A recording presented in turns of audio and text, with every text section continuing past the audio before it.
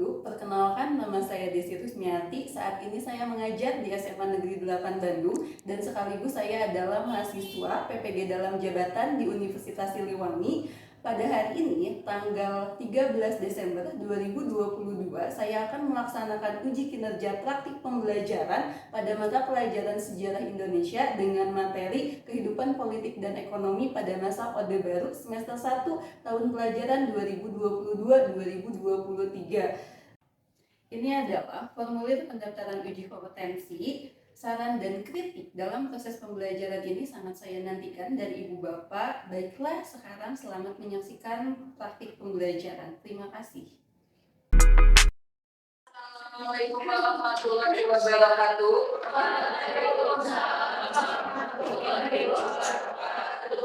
Gimana kabarnya ya? Alhamdulillah. Oke, sebelum kita belajar seperti biasa kita mulai berdoa dulu. Silakan dipimpin oleh Aska. Silakan Kak. Kita mulai pembelajaran. Mari kita berdoa dimulai.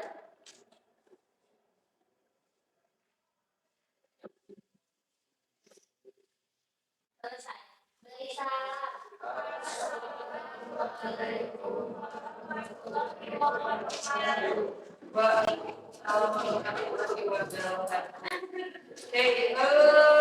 Nampaknya kelasnya ada yang nepok, berarti ada yang tidak sekolah. Ibu absen dulu ya.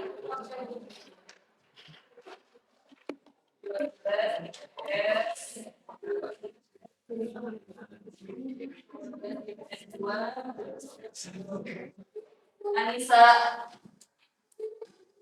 Aulia, Ayu, Alka, Cahya, Cakra, Audi, Fajar, Gita, Rama, Laila, Syahrul, belum ada kabar. Yuli, Alia, Zeta, hadir. Ada yang belum absen? Billy sakit ya? Ya, baik.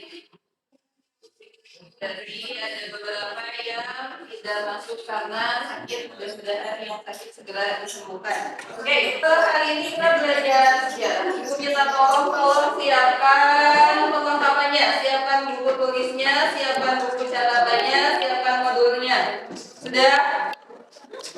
Sudah siap? Sudah. Kalau sudah siap, mari kita belajar. Akhir pertemuan minggu lalu, ada yang masih ingat kita belajar apa? Iya, tulisan. Kemudian kita juga membahas mengenai masa pemerintahan.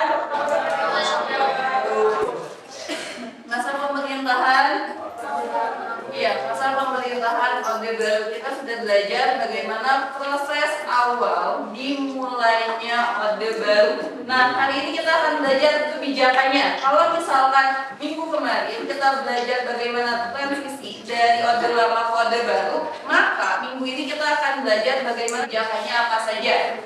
Oke, pembelajaran kita hari ini kita akan melakukan evaluasi terhadap kebijakan politik pemerintahan pada masa Orde Baru. Jadi kebijakan politik yang dikeluarkan oleh Presiden Soeharto pada masa Orde Baru itu apa saja? Nanti kita evaluasi apakah itu adalah sesuatu yang tepat pada masanya atau tidak. Kemudian yang kedua adalah kita akan belajar bagaimana penguatan pentingnya peran negara di dalam suatu pemerintahan, di dalam suatu kepresidenan. Itu yang nanti kita akan pelajari. Kemudian dampaknya, baik itu dampak positif ataupun dampak negatif. Kemudian yang ketiga, nanti kita akan belajar berkaitan dengan kita akan membuat peta konsep berkaitan dengan dampak dari kebijakan yang dikeluarkan pada masa Orde Baru. Itu yang akan kita pelajari hari ini. Kemudian proses penilaiannya kita akan lakukan selama proses pembelajaran pembelajaran. Jadi setiap kali kalian berpartisipasi, kemudian kalian mengerjakan tugas, kemudian nanti di akhir juga akan ada presentasi dan tanggapan, kemudian akan ada evaluasi juga. Itu adalah semuanya bagian dari proses penilaian. Jadi di tengah-tengah ada penilaian, ketika pembelajaran ada penilaian, kemudian di bagian akhir pun ada penilaian juga. Oke, sampai sini ada yang mau ditanyakan dulu? Barangkali kurang jelas? Cukup ya, sudah jelas. Pertanyaannya adalah bagaimana munculnya orde baru? Orde baru. Bagaimana proses awal munculnya orde baru? Ada peristiwa G30 SPKI, kemudian ada pembaharuan terhadap lembaga negara. Ada lagi? Ada Super Smart dan Fitura.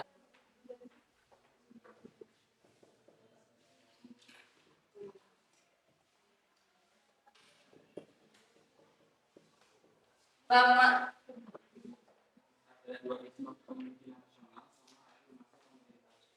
Ada.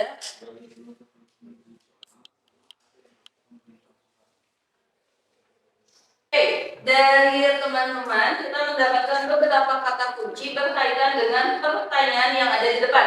Bagaimana lahirnya orde baru atau bagaimana munculnya orde baru? Ada G30S, ada pembaharuan lembaga negara, Super sampai dengan masa akhir dari kepemimpinan Soekarno. Sekarang kita coba, kalau ini adalah pendapat dari teman-teman, kita urutkan sesuai kronologinya. Mana yang nomor satu menurut kalian?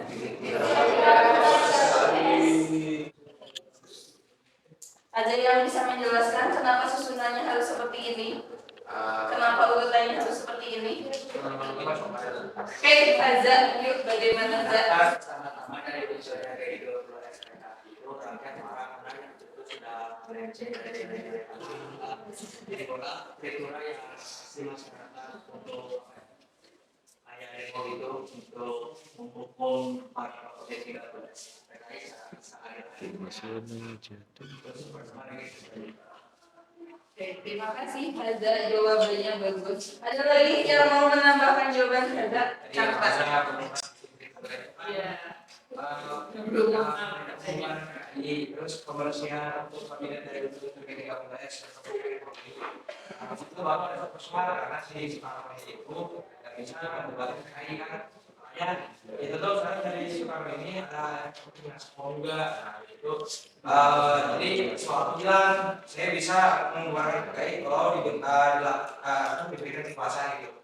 Akhirnya adalah Super Semar dan Super Semar. Habis itu kan soal itu berhasil melakukan beberapa penelitian itu. Jadi anggapnya si Soekarno ini kayak yang memberi bagusan Soeharto lah.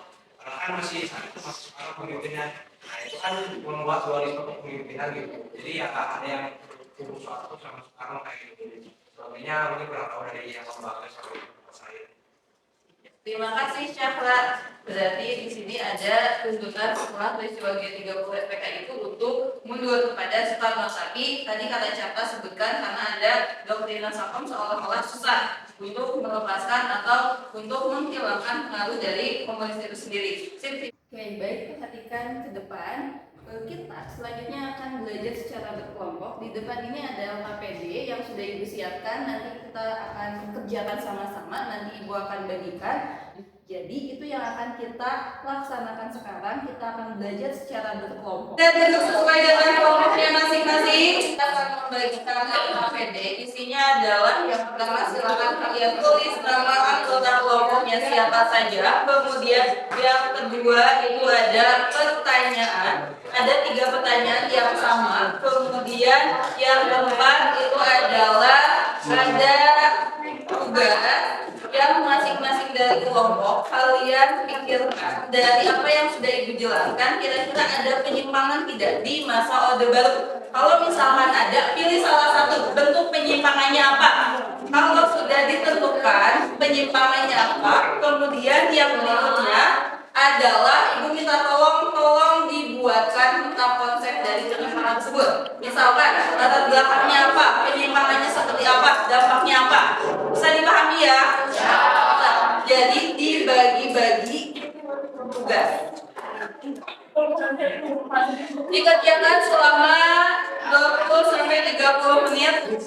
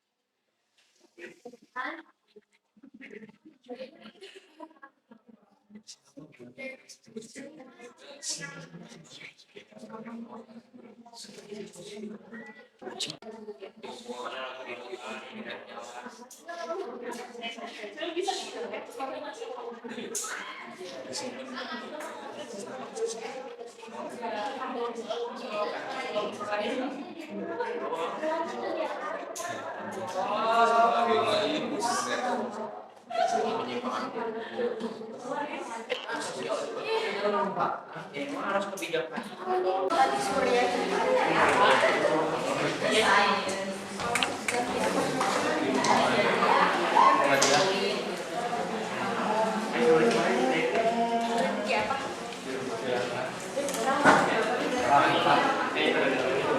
Halu.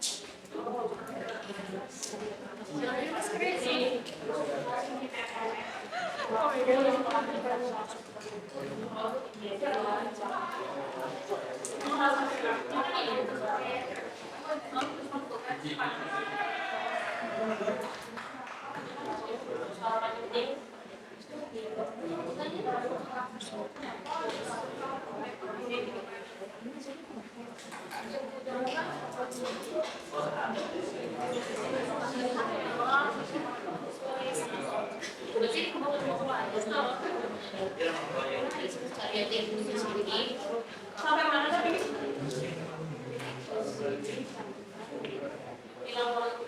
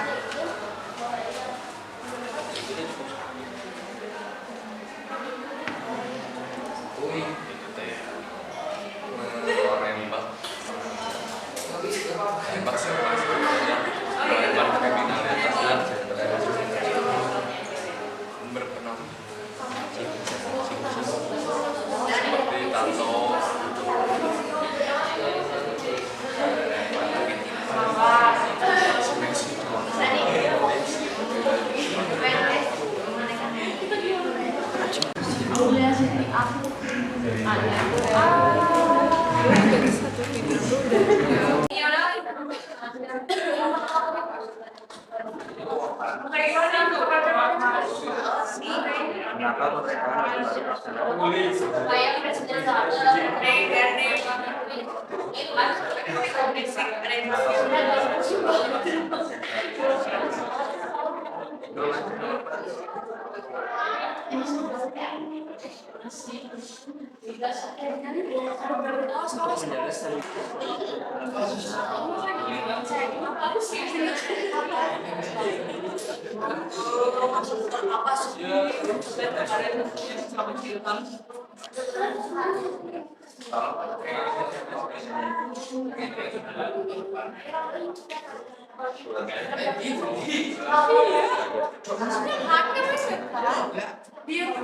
Ini weh, pecah.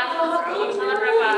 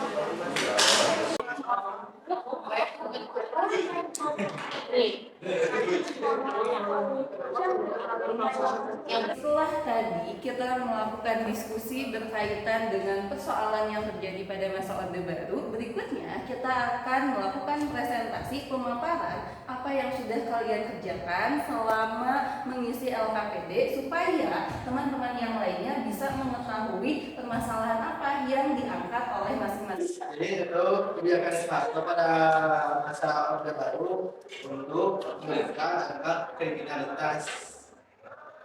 Nah, orang yang bertato pada zaman itu saya orang bertato, orang yang berpenampilan gaya preman. Yang kedua ada krisis moneter pada tahun 1997. Nah, kondisi perekonomian Indonesia saat itu tuh anjlok dan memicu terjadinya protes besar untuk menjatuhkan rezim masa Orde Baru atau Undang-Undang Soeharto. Protes itu berujung pada kerusuhan di bulan Mei tahun 1998 yang menyebabkan Presiden Soeharto mengundurkan diri dari jabatannya. Ya, segitu dari saya. Ada yang mau saya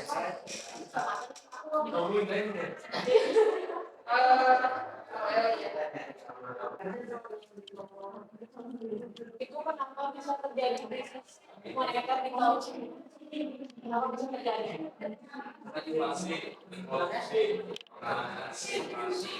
Kenapa bisa terjadi krisis moneter di tahun? Jawabannya kenapa bisa terjadi krisis moneter itu karena ada inflasi. Itu tuh awalnya diduga disebabkan oleh gelembung uang panas. Gelembung uang panas adalah dana yang dikelola secara untung-untungan dan mendapat hasil tinggi dalam waktu singkat. Jadi pengen cepat untuk dapat keuntungan, tapi caranya salah. Makanya kenapa ini kan kalau yang apa itu informasinya atau gitu. Gimana muncul stigma orang itu yang harus Kan saat itu banyaknya kriminalitas. Nah mungkin pandangan kriminalitas itu setelah pandang orang tuh banyaknya yang bertato, terus pandangnya ini kayak preman, ya udah tembak aja daripada baik. Ya sekian dari saya. Namanya kelompok Nama aku Aulia. Aku mau ngejelasin tentang penyimpangan ekonomi sosial di masa Orde Baru dari kelompok aku. Terus yang pertama di bidang ekonomi adanya praktik monopoli ekonomi, yang kedua ada pembangunan ekonomi sentralistik, ada yang ketiga pembangunan ekonomi dilandasi lewat kepentingan individu. Terus yang keempat terjadinya instansi juga. Terus di sosialnya ada pembatasan kebebasan pers sama pembebasan bagi masyarakat untuk berpendapat. Oke ya, ada yang mau nanyain? Pembatasan kebebasan pers yang kayak gimana? Kenapa saya bilang rencana di WhatsApp, saya kewakilan dari kelompok 1 ini mempresentasikan hasil kerja kelompok aku yaitu penyimpangan dalam sistem politik pada masa Orde Baru. Seperti yang sudah kita ketahui, ternyata pada masa Orde Baru ini ada juga banyak penyimpangan yang terjadi. Penyimpangan pertama itu memusatkan kekuasaan di tangan presiden. Ternyata penyimpangan ini salah. Kenapa? Kenapa penyimpangan ini salah? Karena pada saat ada penyimpangan itu korupsi itu makin merajalela. Akibatnya balik lagi bahwa ekonomi Indonesia tuh menjadi turun dan pemerintahannya menjadi tidak benar. Selanjutnya adalah penyimpangan Pancasila. Nah kan kalau Orde Baru itu tadi yang udah dijelaskan sama Bu Desi itu kalau di Orde Baru ini Pancasila itu lebih dikokohkan lagi, lebih dikuatkan lagi. Tapi adanya penyimpangan Pancasila yaitu Pancasila itu nilai-nilainya menjadi kabur, tidak benar, bisa sesuai dengan asas yang sudah ada. Terus juga logo Pancasila itu jadi dibuat untuk kekuasaan yang tidak benar. Yang ketiga itu ada hak politik dibatasi. Nah, hak politik dibatasi ini kayak gimana ya? Kamu tuh nggak bisa berpolitik dengan bebas gitu. Jadi kamu tidak bisa mengkritik pemerintah dengan bebas. Kamu juga tidak bisa membuat. Jadi kamu nggak punya kebebasan untuk berpolitik dan berkuasa karena ya seperti yang kalian tahu ini semua dibatasi. Selanjutnya itu kebebasan pers dibatasi sama dengan politik. Ini juga terjadinya pembebasan untuk kita bisa mengkritik pemerintah, dan di sini juga tuh terjadi kayak pembedelan orang atau majalah yang mengkritik pemerintah. Jadi pemerintah tuh gak mau dikritik. Selanjutnya itu ada pembangunan tidak merata. Nah, pembangunan tidak merata ini kenapa bisa adanya penyimpangan pembangunan tidak merata? Karena yang dibangun itu hanya di pusat aja, yang di daerah-daerah tuh nggak dibangun. Jadi si pemerintah ini hanya memfokuskan pembangunannya pada saat itu di daerah-daerah yang pusat. Terus selanjutnya ada pelanggaran HAM. Nah, pelanggaran HAM ini sama kayak yang kebebasan pers itu. Jadi siapapun yang mengkritik pemerintah akan kena hukuman pelanggaran HAM, karena pada saat itu kayak pemerintah tuh nggak mau dikritik gitu. Terus juga yang lanjut aja langsung yang terakhir ini adanya tekanan terhadap warga Tionghoa. Nah sebenarnya mungkin sampai sekarang pun orang-orang Chinese atau orang yang Tionghoa itu masih suka diasisin. Nah tapi pada saat masa si Orde Baru ini itu tuh kayak sampai di kita tuh nih ya nggak boleh ada perayaan kesenian barongsai. Terus tuh agama Konghucu tidak diakui. Terus juga sampai bangetnya tuh kayak karena pada saat itu tuh warga Tionghoa tuh kan keren-keren ya, ekonominya tinggi semua. Itu tuh dianggap kayak wah itu tuh nggak boleh, sampai toko-tokonya dibakar. Kenapa bisa kayak gitu? Karena pada saat itu warga Tionghoa ini dianggap menyebarkan ideologi komunisme. Mungkin sekian dari kelompok saya. Mohon maaf apabila ada kesalahan. Assalamualaikum warahmatullahi wabarakatuh.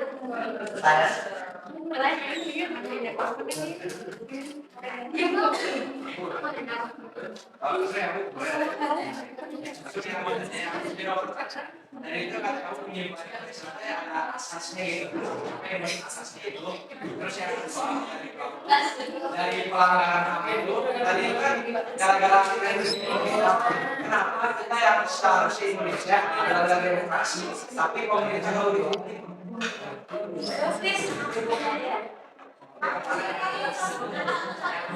Pancasila, saya kan ada asasnya. Terus yang kedua yang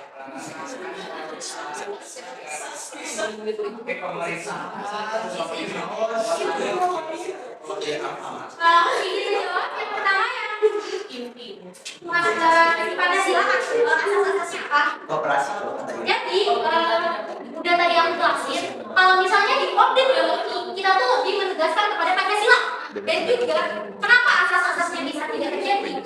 Ternyata banyak penyelewengan oleh orang dalam atau orang yang punya jabatan tinggi untuk melakukan kayak itu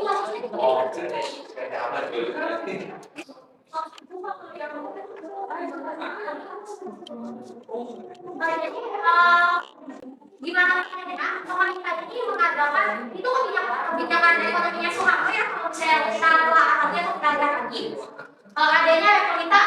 Ada yang tahu repolita itu apa? Jadi lebih ditingkatkan lagi mungkin dalam sektor pertanian, industri kayak gitu. Ada lagi yang menanya? Jadi kan kalau pokoknya saya pada saat itu aku lupa ini tuh ada si satu aku lupa nggak tahu majalah Koras gitu. Terus itu tuh sampai ditutup sampai ke pasar-pasar itu nggak boleh ditayangin kalau fungsi medianya tuh ditutup juga kalau salah. Nah, setelah tadi kita menyimak bagaimana teman-teman kalian presentasi dan Ibu sangat mengapresiasi presentasinya bagus-bagus sekali dan kalian sudah paham bagaimana cara melakukan identifikasi masalah. Nah, kita akan melanjutkan ke tahapan berikutnya adalah kita akan melakukan evaluasi. Evaluasinya kita akan menggunakan kuisis. Jadi, Ibu minta tolong karena evaluasinya dilakukan secara berkelompok, Ibu minta tolong disiapkan satu kelompok itu satu gawai atau satu perangkat. Masuk ke dalam link kuisis yang sudah disediakan. Sekarang kita lihat sama-sama hasil dari evaluasi yang sudah kita lakukan. Di sini ternyata lumayan juga ya hasilnya itu bagus-bagus. Ternyata dari kelompok 4, dari kelompok 2, kelompok 7 itu bahkan semuanya warna hijau. Artinya berarti kalian sudah bisa menjawab apa yang menjadi pertanyaan di dalam evaluasi ini. Wah, Ibu bangga sekali. Terima kasih setelah mengerjakan evaluasi. Oke, satu lagi ada lagi. Reza. Cari itu ada presiden yang diputuskan perubahannya lembaga ketika ada perkembangan politik pada masa orde yaitu kebijakan politik dalam negeri dan kebijakan politik luar negeri dan kebijakan perkembangan ekonomi dan sosial. Terima kasih. Ada kita kasih tepuk tangan. Oke, yang kita pelajari hari ini, jadi kita belajar Orde Baru, kebijakannya, kemudian dampaknya sampai dengan kepada penyimpangannya seperti apa. Kemudian tadi Ibu sudah bagikan ada dua kertas itu ada emoticon. Kalian guntingkan 1 menit cukup ya, atau 30 detik guntingkan dengan teman-teman kalian. Untuk proses pembelajaran kita hari ini mana yang mewakili dari dua emoticon itu?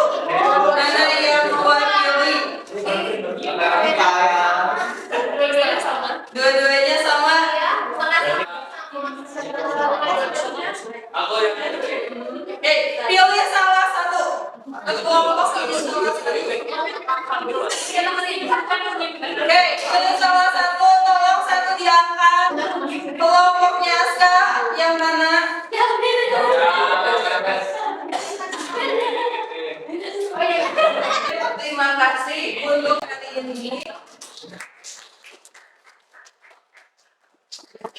Untuk pembelajaran berikutnya ini kita tolong kita pelajari juga tentang reformasi, tentang apa yang terjadi di Indonesia sekarang, karena itu menjadi materi kita hari ini dan nanti yang akan datang. Ada yang mau ditanya?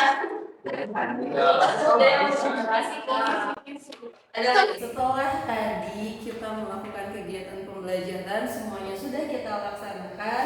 Sekarang Ibu akan mengakhiri pembelajaran untuk hari ini. Terima kasih untuk hari ini. Wassalamualaikum warahmatullahi wabarakatuh.